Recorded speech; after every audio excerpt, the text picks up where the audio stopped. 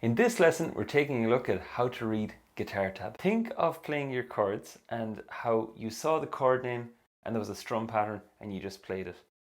Now, with guitar tab, that's the way we're going to read our picking. Because again, just touching back in on the importance of learning, having a base level of how to read music, imagine if I played something like this.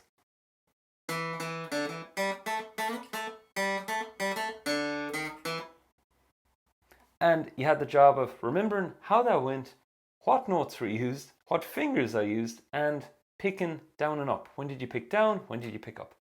That's a lot of info to pick up just off one example of playing. And that's the power of guitar tab. Everything is mapped out and easier to read. So we are going to start off nice and simple here. You will see with the 6 lines on the screen, that's basically for your 6 strings. The 4/4, as we may have touched on before, is your 4 beats per bar. That's your time signature. And the TAB is basically just showing us that it's guitar tab. So a common error is that players tend to read this upside down in the beginning. Keep in mind that the highest line on the screen, that's the highest sounding string you have. So that 0, 1, 2, 3 is played on your thinnest string, your highest sounding string.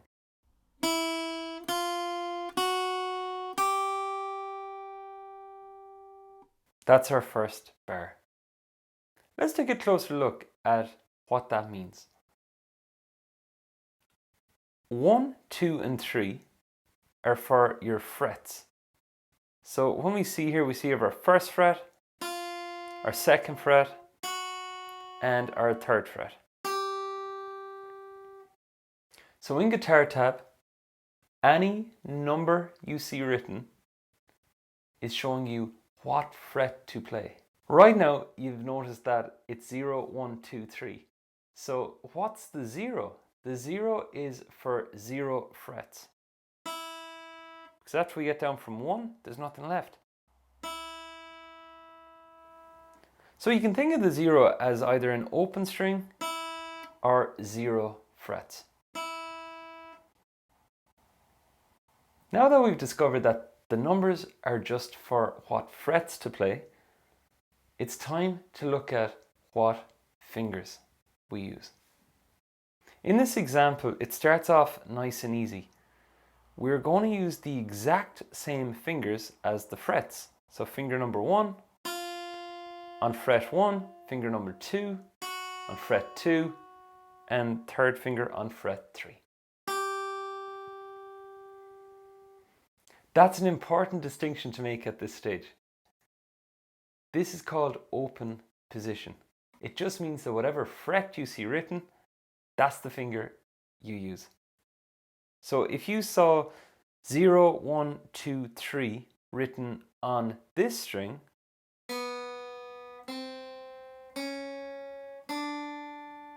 well, all you did was move it onto that string and still use those same fingers. For this example, you'll notice we have the D string. Then we move to here. Then we're up here. And finally. So I hope that clears up how to read the different strings and what the numbers mean. The confusion can come at times later on. I remember teaching a younger student once and they were learning the tab in the beginning and they're all happy out there like, oh, this is so easy.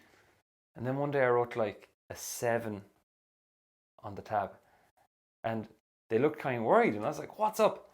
They're like, I don't have a 7th finger, what do I do?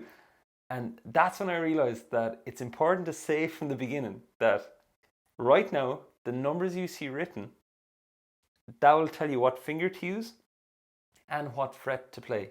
We'll cover in more detail on what fingers to use on those higher frets. For now, just keep in mind, the fret numbers are also sharing with you what fingers to use. And reading tab is like reading a language. We read it from left to right. So from bar 1 all the way to bar 4. This line looks as follows.